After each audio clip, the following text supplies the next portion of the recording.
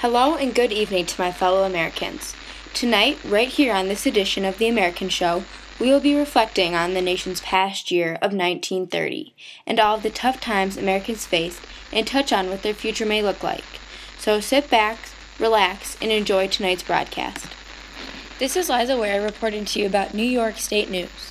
The Chrysler Building was completed, which is currently the world's tallest building. Secondly, New York's Bank of the United States, with 60 branches and 400,000 depositors, went out of business on December 11th. This could be very bad for the nation's economy. Now let's hear what Gigi has to say about the national news. Thanks, Liza. On April 21st, a fire at the Ohio State Penitentiary in Columbus killed 322 inmates and left 133 injured. The building was built for up to 1,500 prisoners, but held 4,300. This has been a tragic event, and hopefully the nation will be more aware of following safety regulations in the future. Now, to Maddie. Good evening. Tonight, I will be giving you the business report.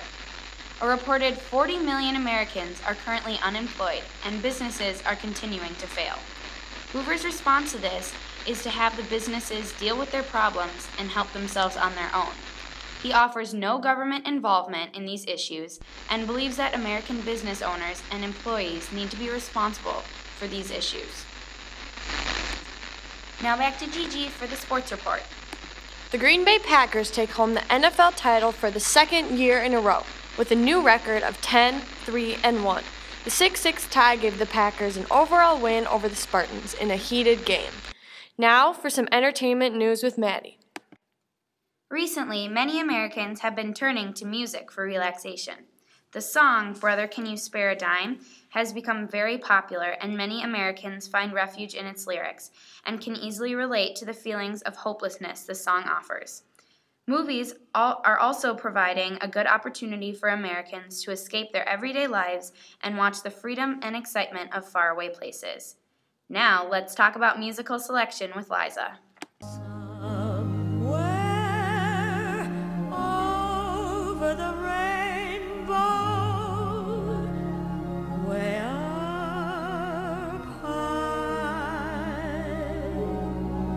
That was just a sample of Judy Garland's hit single, Over the Rainbow.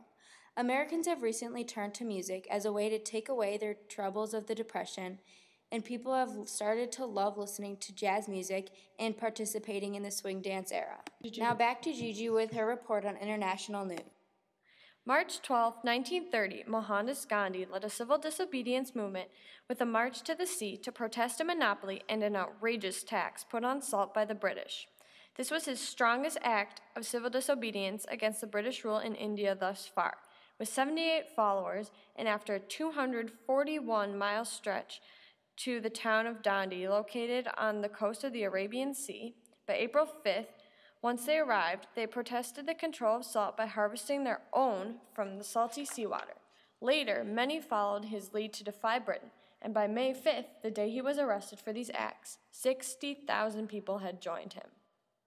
We'll be back to get an update on some of Hoover's new programs after the short commercial break. Need another way to get your mind off the depression? Gather round to enjoy all the top news on the news. Proxy CR82, Mini Harco, Nostalgic AM/FM radio.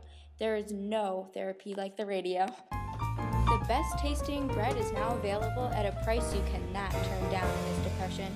Pick up some Wonder Bread today. The automatic toaster is a brilliant invention that allows everyone to cook their toast much faster and more evenly. A slice of Wonder Bread and an automatic toaster will make a great snack. We're back with an update on the Hoover programs.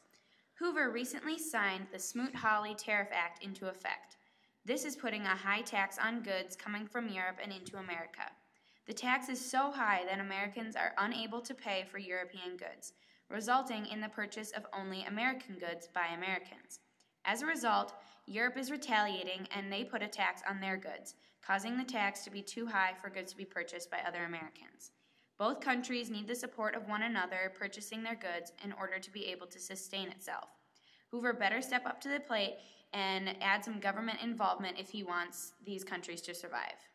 And that concludes tonight's broadcast of The America Show. Thanks for listening.